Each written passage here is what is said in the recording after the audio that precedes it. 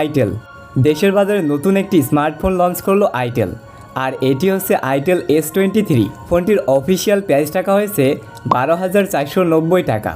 তো এই প্রাইসে ফোনটিতে থাকছে 8/128 GB র্যাম ও storage, 50 megapixel camera setup, 90 hertz screen এবং বাজেটের মধ্যে একটি গেমিং চিপসেট থাকছে এই ফোনটিতে।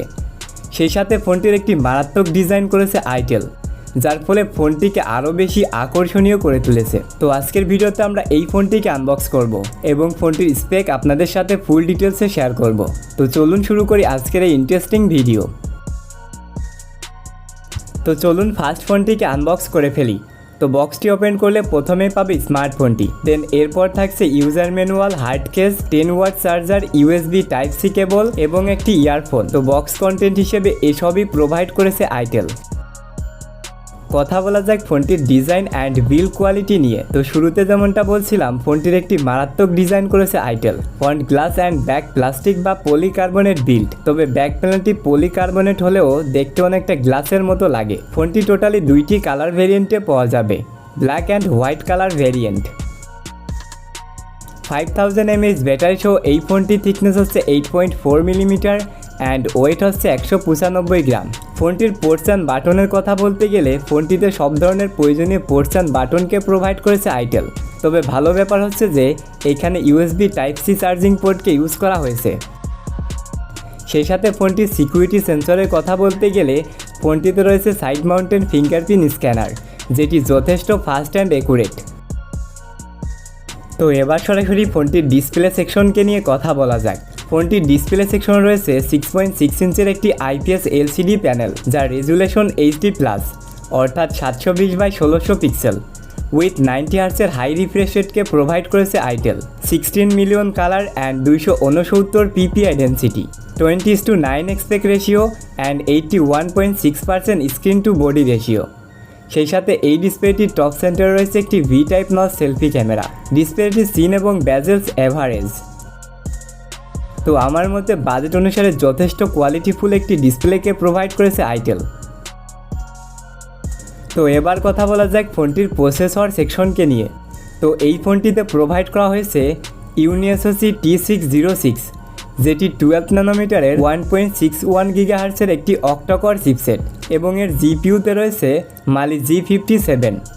এই ফোনটিতে টোটালি দুইটি র্যাম ভেরিয়েন্ট রয়েছে, 4128 অ্যান্ড 8/128 GB ভেরিয়েন্ট। ফোনটিতে থাকছে out of the box android 12 and ইউআইতে রয়েছে আইটেল OS 8.6।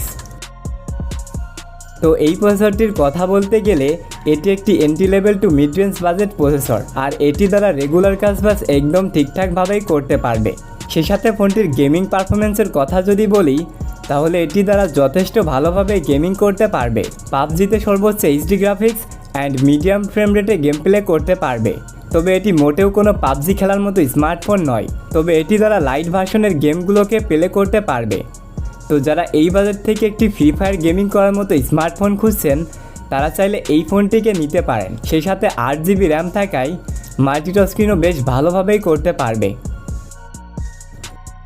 তো এবার কথা বলা যাক ফোনটির ক্যামেরা সেকশনকে নিয়ে। তো এই ফোনটির রিয়ার প্যানেলে রয়েছে ট্রিপল ক্যামেরা সেটআপ উইথ একটি LED ফ্ল্যাশ লাইট, যার মেইন ক্যামেরাটি হচ্ছে 50 মেগাপিক্সেল এবং বাকি দুইটি ক্যামেরা হচ্ছে QVGA সেন্সর এবং একটি AI লেন্স।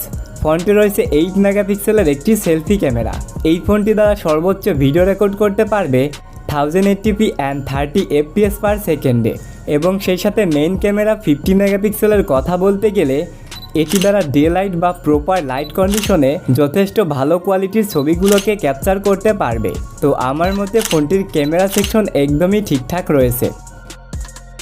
সেই সাথে এই ফোনটিতে থাকছে 5000 mAh একটি হিউজ ব্যাটারি অ্যান্ড 10 ওয়াটের একটি চার্জার। ব্যাটারি ব্যাকআপের কথা বলতে গেলে নর্মাল বা বেসিক ইউজে 1 থেকে 2 দিনের মতো ব্যাটারি ব্যাকআপকে পেয়ে যাবে।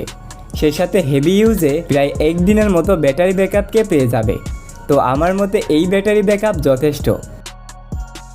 তো এবার যদি আমরা ভিডিওটিকে সাম আপ করি, তাহলে বাজেট অনুসারে ফোনটির display, processor, camera and battery backup যথেষ্ট ভালো। তো যারা এই বাজেট থেকে রেগুলার কাজবাজের জন্য একটি স্মার্টফোন নিতে চান এবং হালকা পাতলা গেমিং করতে চান, তারা এই ফোনটিকে নিতে পারেন। তো এটি ছিল আজকের ভিডিওটি ভালো লাগলে অবশ্যই একটি লাইক করবেন। চ্যানেলে আপনি নতুন হলে চ্যানেলটিকে সাবস্ক্রাইব করতে পারেন। আর এই ভিডিওটি যদি আপনি আমাদের ফেসবুক পেজ থেকে দেখেন তাহলে পেজটিকে ফলো করতে পারেন। তো সম্পূর্ণ ভিডিওটি দেখার জন্য অসংখ্য ধন্যবাদ। Thanks for watching.